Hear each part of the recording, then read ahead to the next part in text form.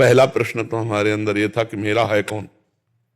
जब हम बच्चा थे, 13 वर्ष की अवस्था में जब स्कूल से आते तो कुछ ऐसी दृष्टि, पूर्व जन्म का भजन रहा होगा, तो सबसे ज्यादा प्रेम माँ से था।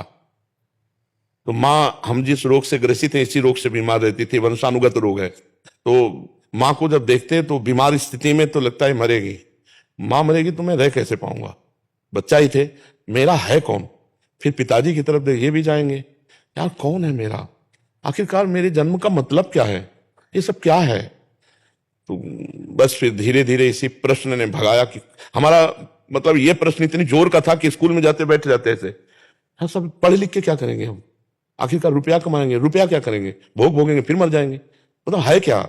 मतलब 1 मिनट टिकने नहीं देता, कहीं नहीं टिकने देता। साइंस साइड में पढ़े थे, कहीं टिकने नहीं देता। हर समय वो बस जहां बैठे तो हाय हाय मच जाता। जीवन का उद्देश्य क्या है, जीवन का लाभ क्या है। तब निकला कि जीवन का उद्देश्य भगवान है। वो भगवान मित्र हैं जो कभी भी बिछुड़ते नहीं है। तो चलो भगवान की प्राप्ति के लिए, बस लक्ष्य बन गया, मुझे भगवत प्राप्ति करनी है। एक ही प्रश्न रहा है, भगवत प्राप्ति, बस दूसरा कभी नहीं रहा।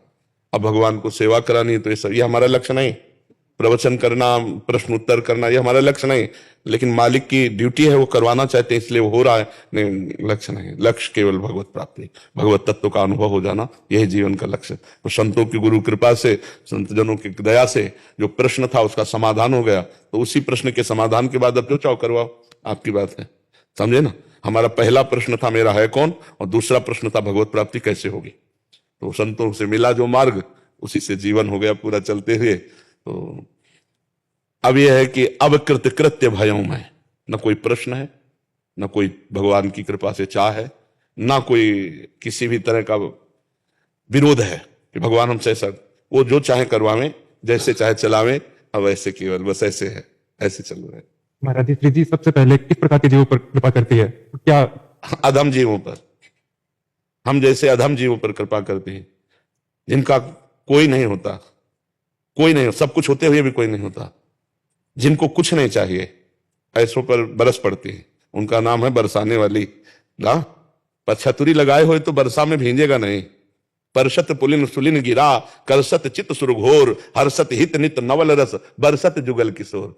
नवल रस बरसत जुगल किशोर, बस वो अहंकार हट जाए। अहंकार की छतरी लगी इसलिए हम प्रिया प्रीतम की कृपा वर्षा में नहीं डूब पाते। जब अहंकार नष्ट हुआ तो भींज गए, भींज गए, उनके रस में भींज गए। तो इसलिए दैन्य होकर भगवान से प्रार्थना करो, वो अहंकार घसीट ले। सारा खेल इसी अहंकार का है। ये अहंकार जो है ये संस्कृति का मूल है।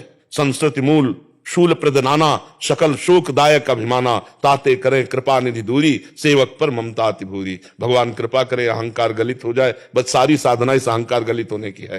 अहंकार गलित हो जाए, ब्रह्म तत्व का साक्षात्कार, भगवत दर्शन जो चाहो वो प्राप्त हो जाए। मेड़ है ये अहंकार। अहंकार टूटना बहुत कठिन है, ये पुष्ट होता रहता है। जिसको तोड़ना वो पुष्ट हो रहा है, नहीं हो रहा है। मैं वो, ये भगवान बचावे इस अहंकार से।